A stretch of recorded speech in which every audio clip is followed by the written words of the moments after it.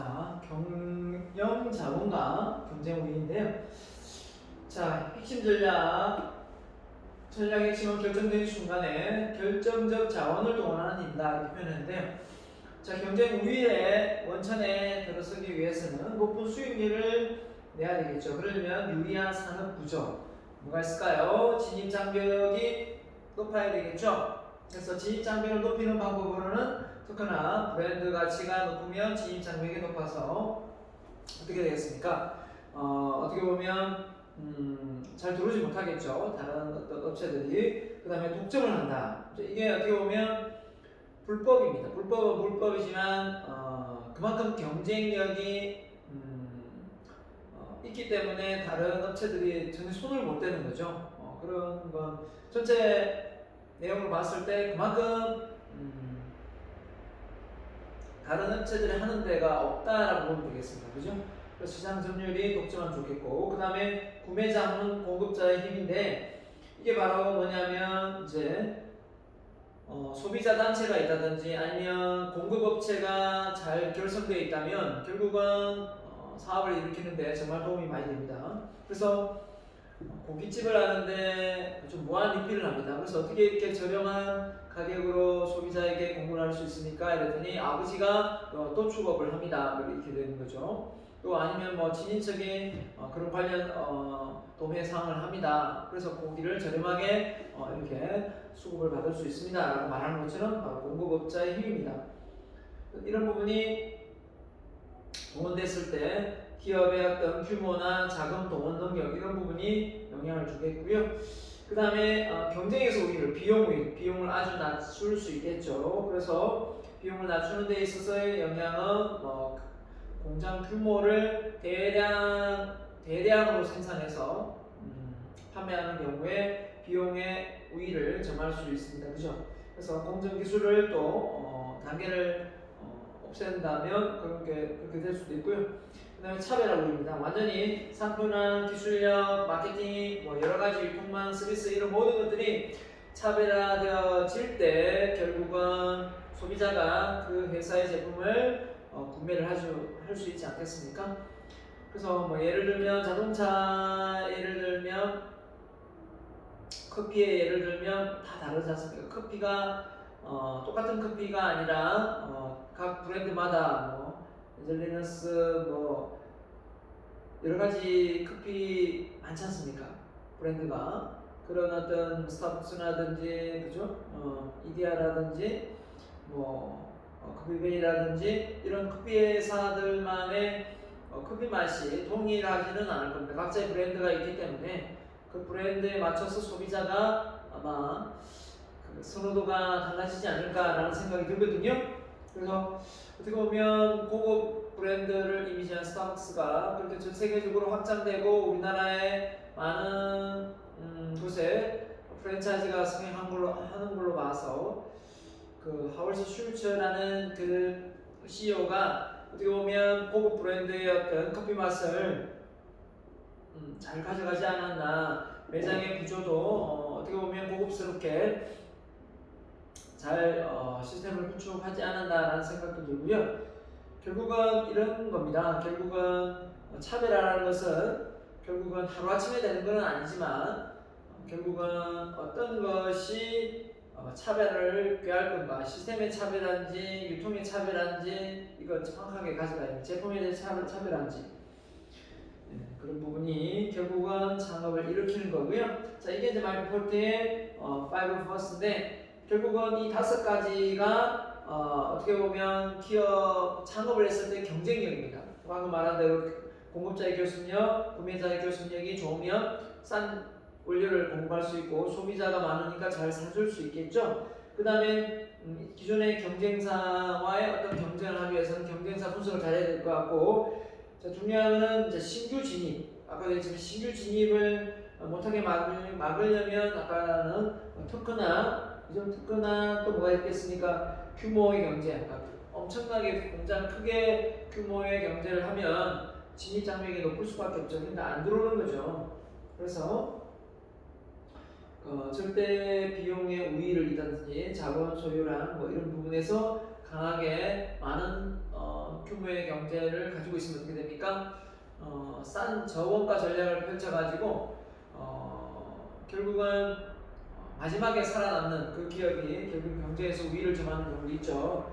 손해를 보면서 판매를 합니다. 나중에 그 기업을 이겨내려고, 그죠? 그래서 간혹 이제 동네에 슈퍼가 있는데 서로 경쟁을 해가지고 라면이 막 갑자기 3,000원, 다섯 개들이 3,000 얼마, 4,000 얼마짜리 갑자기 뭐 1,000원 한다든지, 화장지가 10,000원짜리가 갑자기 5,000원 한다든지, 이런 식의 어떤 가격 경쟁을 해요. 그래서 소비자가 완전히 그쪽으로 이렇게 편중될 수 있도록 해서 나중에 그 업체를 없애버리는 거죠. 그래서 자본력이 그만큼 있으면은 그것도 가능하죠. 그래서 대기업이 이렇게 조그만 중소기업의 어떤 그 공략을 할 때 이런 전략을 많이 펼칩니다. 어쨌든 안 되니까, 그죠? 그다음 대체제의 등장은 뭐냐면, 어떤 제품이 안 되면 다른 제품이 그걸 보완해서 판매가 될 수 있는 부분이거든요. 근데 이게 대체품이 자연스럽게 일어날 수 있는 것도 있고 대체품이 불가능한 것도 있겠죠. 결국은 대체제의 등장이 쉽다면 결국은 경쟁력은 떨어지는 거죠. 대체품이 어렵다면 경쟁에서 우위를 점하는 거고요. 그죠? 네, 그래서 우리가 이게 통닭을 먹는데 뭐 AI가 걸렸다라고 하면 통닭을 못 먹죠. 같은 가금류를 못 먹기 때문에 또 뭘 못 먹죠?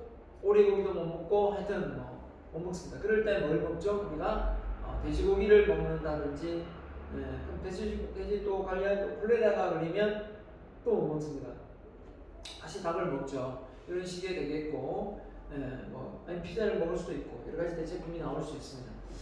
자, 그래서 새로운 기술, 4차 산업혁명 시대의 AI 기술, 그죠? 빅데이터를 통해서 새로운 기술의 보급으로 어떻게 보면 이 플랫폼 시장을 통해서 다양한 아이템이 지금 등장하고, 융합이라는 이 기술력으로 어떻게 보면 다양한 산업이 전혀 관련이 없던 산업들이 서로 융합하고 소통해서 새로운 비즈니스 모델을 만들어내고 있는 현실입니다.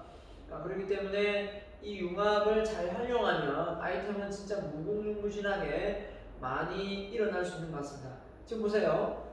자동차 시장도 어떻게 보면 앞으로 이제 배터리를 통해서 엔진이 없어지고 이 전기 자동차를 통해서 차체가 움직이면 결국은 이 가전제품을 만들어내는 이런 회사들도 충분히 자동차를 만들어낼 수가 있단 말이에요. 그렇기 때문에 그것도 하나의 경쟁력이고, 또 IT 쪽에 이 반도체 시장을 공략하는 쪽이 결국은 더 자동차가 최첨단화되기 때문에 반도체가 빠질 수가 없죠.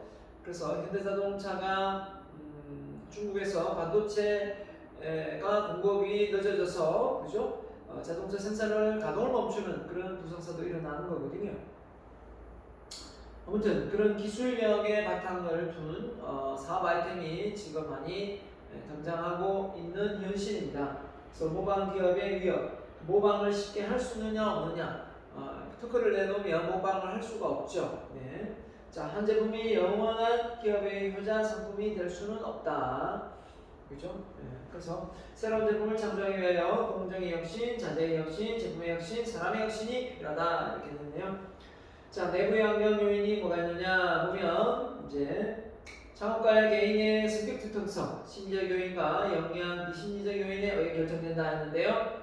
자, 기업이 보유하고 있는 현재의 자원과 능력을 분석하여 미래의 비전을 제시하고 실현 방안을 수립한다. 내부적인 부분이에요. 자, 그래서 내부 환경의 분석 기법으로 BCG를 매트릭스를 이용한다. 내부 환경, 아까는 FAST였죠, FAST. 자사의 각 분야의 강점과 약점을 파악하여 과거의 현재 비교함으로써 미래의 동향을 분석한다. 자, 그래서 BCG, 자, 그 기업이 시장의 점유율을 봤을 때, 기업의 성장률과 시장의 점유율을 봤을 때 가장 절정기를 다루는 부분이 이제 스타죠. 여기서 올라가면 시장 점유율도 높고 시장의 점유율도 높고 성장률도 높다. 그래서 물음표에서 스타로 갔다가 또 저수로 갔다가 다시 개로 가는 이 상황이 발생되는데요. 결국은 우리가 만든 제품이 도입기, 성장기, 성숙기, 세태기로 가는 것처럼 이렇게 라이프 사이클이 제품이 있는 것처럼 똑같습니다.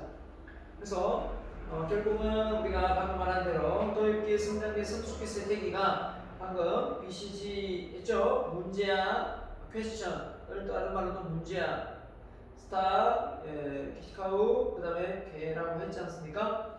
자, 그런 것처럼 이렇게 도입기에는 어떻게 보면 홍보를 많이 해야 되겠죠. 그래서 뭔가 우리 전략을 경쟁으로 삼고 처음부터 너무 가격을 통해서 그죠?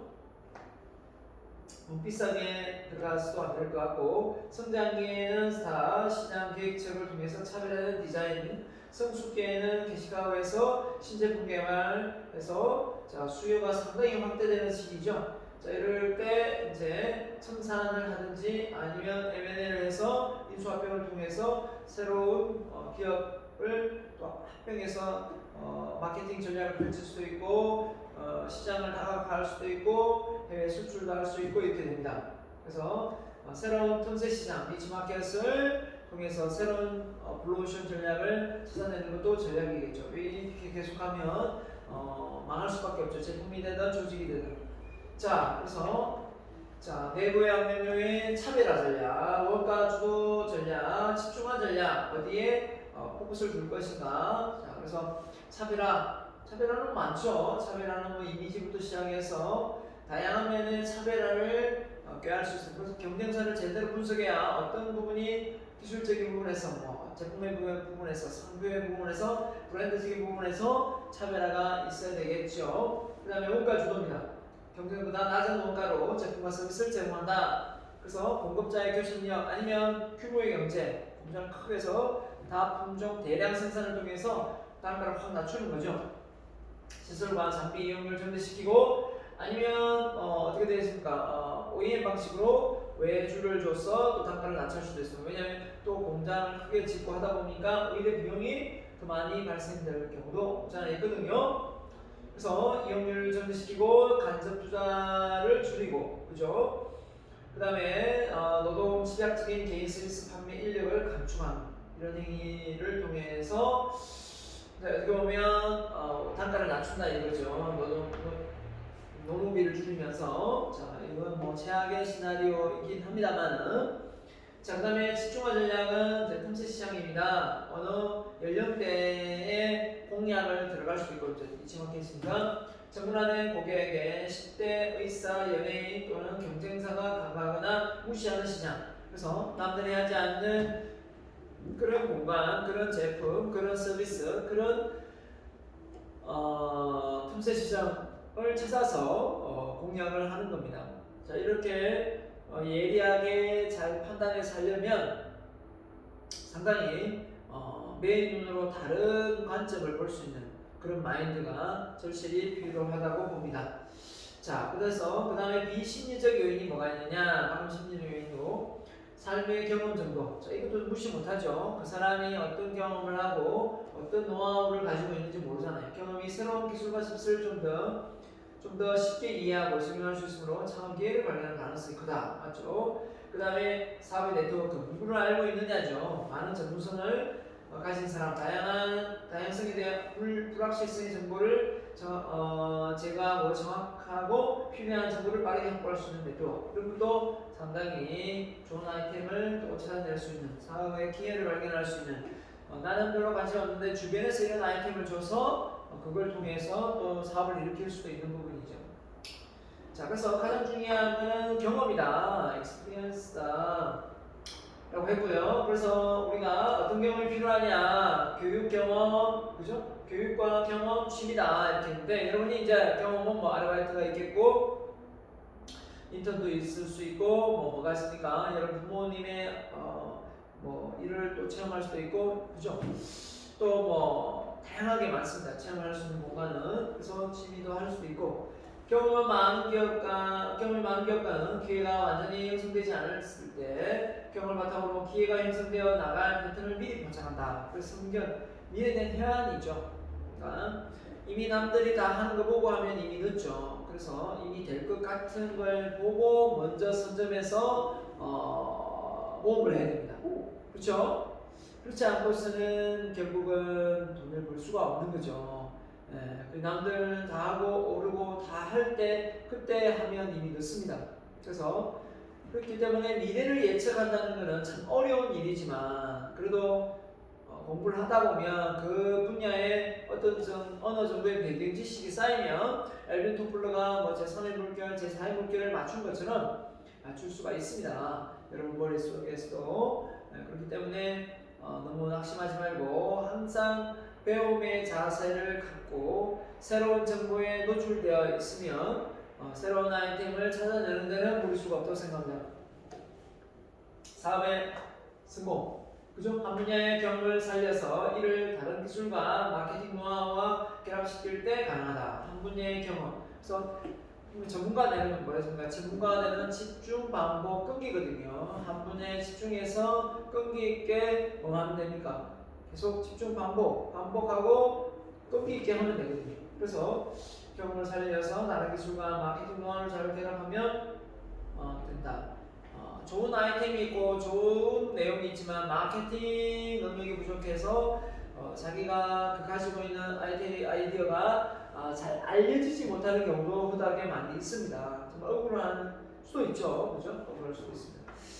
자, 심리력의 정보 흡수 능력. 그죠? 기존 시장 또는 제품 생산 과정의 정보를 파악하는 후 새롭게 필요한 정보를 접목하여 새로운 기술, 새로운 생산 과정을 혁신하여 새로운 시장을 개선한다. 정보에 대한 흡수력, 정보 분석력, 수집된 정보를 정확하게 평가하여 체계적으로 분류해서 이러한 능력을 토대로 창업 통찰력, 창의성, 위협 인지 능력 등을 향상시킬 수 있다. 비심리적 요인, 창업의 기회비용, 교육 수준 또는 경영, 롤모델, 나이, 사회적 지위, 사회적 네트워크 되죠. 창업의 기회비용은 일정한 수입이 보장된 직장을 포기하고 창업을 한다는 걸 결심은 안정적인 생활을 포기한다는 의미다. 맞죠? 그래서 이 안정적인 창업을 한다는 것 자체가 사실 어렵습니다. 왜냐하면 기본급이 있는 것이 아니기 때문에. 자, 그래서 강한 성취 욕구가 있어야 되겠고 또는 자신감도 있어야 되겠고 직관력도 있어야 되겠습니다. 그래서 많은 난관과 불확실성을 극복하고 창업 목표를 달성하기 위해서는 강한 성취 욕구를 기반으로 하는 기업의 정신, 기초적인 특성인 위험 감수 성향을 지니고 있어야 된다. 그래서 위험 감수 능력과 어떻게 보면 성취 욕구가 강한 사람이 기업가 정신을 가진 사람이다. 성취 욕구와 위험 감수 능력. 위험 감수 능력과 성취 욕구, 뭔가를 이루고자 하는 능력이 있는 사람이 창업을 일으키겠죠. 그래서 창업의 아이디어는 뭐니 해도 동종업종에서 업무 수행 중에 발견하는 경우가 많습니다. 그러니까 자기가 현재 하고 있는 일 속에서 만약에 내가 창업을 하게 된다면 어떤 창업을 할 수 있을까라고 머리를 써보는 게 제일 좋은데 여러분이 아르바이트 경험도 전혀 없고 책도 읽은 경험이 전혀 없다면 여러분 머릿속에 좋은 아이디어는 나올 수 없겠죠. 그렇기 때문에 뭐든지 많은 경험과 보고 배운 게 있어야 됩니다. 타 기업의 산업 현황을 보고 이런 부분은 좀 개선해야 되겠다. 개선할 의지를 찾으면서 또 찾을 수 있습니다. 소비시장에서 충족되지 않는 틈새 시장, 니치마켓이죠. 창업의 기회, 세계적인 탐색, 우연한 기회, 취미나 부업 활동에 대한 발견, 기타 있습니다. 자, 그래서 창업의 아이디어 발견입니다. 창업의 아이디어가 있으면 일단 참 딱 시작하기 쉽죠. 돈도 있고 사람도 뭐 인재도 다 있는데 아이디어가 없다 그러면 사업이 일으키기 힘들죠. 자, 아이를 얻고 자산실에 갔을 때 부모로서는 이렇게 파운드 시내에 들어갔을 때 상당히 아이를 관리하는데 어려움이 많습니다. 맞죠? 이럴 때 이렇게 아이를 벽에다가 이렇게 좀 이렇게 움직이지 못하게 하고 그 다음에 부모가 이렇게 다른 활동을 볼 수 있는 경우죠. 자, 차관점이 달라야 한다. 독특한 발상이 필요하다. 그 다음에 평범한 것을 개선한다. 사라진 사업을 부활시킨다. 특수한 기술을 살린다. 그 다음에 다른 업체와 다르게 한다. 이 모든 것들이 어떻게 보면 창업을 일으키는데 어떤 새로운 발상의 전환이 될 수도 있는 겁니다. 자, 그래서 우리가 옥수수를 이렇게 마우스처럼 생긴 걸 가지고 이렇게 까기도 하고, 손을 많이 칼에 빈다면 이런 식의 어떤 칼을 통해서 안전하게, 또 이렇게 계란 같은 것을 손으로 자르면 잘 안 자르지죠, 칼로. 그랬을 때 이렇게 이 뭐라고 해야 됩니까? 철사로 해야 됩니까? 얇은 철사로 해서 한 번에 이렇게 계란을 또 할 수도 있고, 다양한 방법이 있습니다. 그죠? 자, 그래서 이렇게 킥보드를 타면서 아이를 보고, 그죠? 이렇게 뭐 이제 의자가 만들어지나요? 의자가 되기도 하고, 또 의자가 이렇게 모아져서 아주 공간이 좁을 때 이렇게 또 이렇게 테이블로 쓰다가 앉는 또 탁자를 쓰고요. 소파도 이렇게 누울 수도 있고 이렇게 앉을 수도 있고, 맞습니다. 이렇게 차에도 광고를 통해 수익을 낼 수 있고, 이렇게 계란말이를 이렇게 중간에 홈을 파서 된 부분에 붓고 이렇게 쉽게 계란말이를 할 수 있는 부분이 있습니다. 자, 이렇게 우리가 아이디어는 얼마든지 우리 생활 속에 일부로 자리 잡고 있는데, 내가 그곳에 관심이 없거나 생각이 없으면 사실 아이디어는 잘 안 떠오릅니다. 그죠? 자, 그래서 필요성에 말합니다. 사람이 스스로 궁핍함을 느껴야 목마른 자가 뭐 한답니까? 우물을 판다고 하지 않습니까? 그런데 창업에 대해서 전혀 관심이 없는데 창업 비즈니스 모델을 만들어라, 뭐 사업 계획서를 써라 이렇게 얘기하면 여러분 머리에 아마 치가 내릴 거예요. 뭐지? 뭘 해야 되지? 막 스트레스 엄청 받을 수 있습니다. 하지만 잘 생각해 보세요. 생활 속에 분명히 이런 가치가 있고 제한이 됐을 때 소비자가 편리성을 느끼고 필요를 느낀다면, 원하는 게 된다면 거기에서 비즈니스 모델을 만들어 줄 수 있는 거고요. 얼마든지 사업성이 있다면 충분히 가능합니다. 예. 자, 그래서 인간은 태어나서부터 만족하지 않는 욕망을 품고 있다. 만족하더라도 또 다음 또 목표를 향해 또 그걸 갈증을 느끼고, 또 이게 이루어지면 또 그 다음 갈증을 또 느끼지 않습니까? 그러면 이걸 과욕으로 볼 것인가, 아니면 어떤 동기로 볼 것인가, 욕구로 볼 것인가, 사람에 따라, 관점에 따라 다 다를 수 있겠죠. 그죠? 자, 소비자의 가치에서 오면 구매 활동의 행동에 영향을 주는 구체적인 변수다. 이렇게 되고요. 자, 가격에 대한 요구입니다. 가격이 낮은 상품을 사고자 한다. 그러니까 가격을 낮추는 것은 새로운 아이디어를 개발하는 것 중에 중요한 지침이다. 그래서 어떻게 하면 지금의 어떤 가격이 옷이 비싸거나 뭐 주택품 가격이 비싸거나 이랬을 때 저렴하게 어떤 걸 만들어낼 수 있는 거고요. 기능에 대한 요구. 필요한 기능을 많이 가진 상품을 선호한다. 맞죠? 기능이 추가되거나 개선된 제품은 가치 있는 새로운 아이디어가 될 수밖에 없다. 맞죠? 자, 그래서 품질에 대한 요구입니다. 같은 가격이라도 좋은 품질의 상품 사고 싶죠. 그 다음에 아이디어를 개발하는 좋은 비슷하다, 찾으라 욕구입니다. 그 다음에 다른 사람과 다른 상품을 구매하고자 한다. 그랬을 때 기존과 다른 상품을 공부하는 건 좋은 아이디어가 되겠고, 서비스에 대한 요구입니다. 구매 전과 구매 중, 그리고 구매 후에 좀 더 좋은 서비스 요구입니다. 그래서 구매 단계에서 맞는 좀 더 좋은 서비스를 제공하려고 하는 것은 좋은 아이디어다. 자, 그래서 우리가 새로운 아이디어가 있더라도 새로운 시장, 기존 시장에 갈 수 있고, 새로운 기술, 기존 시장에 갈 수 있고, 새로운 혜택을 통해서 기존 시장 제품과 시장을 공유할 수도 있습니다. 자, 참고하면 되겠고요. 자, 그래서 기존 시장의 기존 품은 성공 확률은 꽤 높습니다. 침투했을 때, 성장 침투를 했는데, 자, 그 다음에 새로운 시장의 기존 제품을 했을 때 성공률 30%, 신상품을, 그죠? 새로운 시장이 될 때 사업을 다각화, 기존 시장의 상품 개발, 그죠? 45%. 좀 쉽지 않은데요. 자, 그래서 뭐랬습니까? 창업팀이 경쟁하고자 하는 업종에 충분한 경험과 자질을 소유하고 있을 때 좋은 사업의 기회를 포착할 수 있다. 이렇게 했습니다. 자, 아무리 좋은 아이디어와 기술을 가지고 있더라도 고객의 욕구에 적합하지 않으면 시장에 없는 기회를 쫓는다라고 했습니다. 성공적인 창업가 지속적인 성장하기 위해서 어렵다. 이거 보세요. 쥐덫에 대한 겁니다. 쥐덫을 우리가 이제 이렇게 쥐를 잡는데, 나무에다가 이렇게 장치를 해가지고 쥐덫을 한번 이렇게 탁 줄을 잡고 또 씻어서 쓸 수 있도록 이렇게 했었더니 이 지덧이 안 팔리더라는 거예요. 왜? 그 쥐를 되게 무서워하기도 하고 더럽다고 생각하기 때문에 그 쥐덫을 다시 깨끗이 씻어도 재활용 안 하더라는 거죠. 차라리 그냥 좀 더 싸게 저렴하게 만들어서 같이 그냥 버리는 걸로 했을 때 잘 팔리더라는 겁니다. 오케이. 자, 그런 거 똑같습니다. 자, 제품과 서비스의 발견입니다. 자, 그래서 주변 사람들의 사업을 잘 관찰해야 됩니다.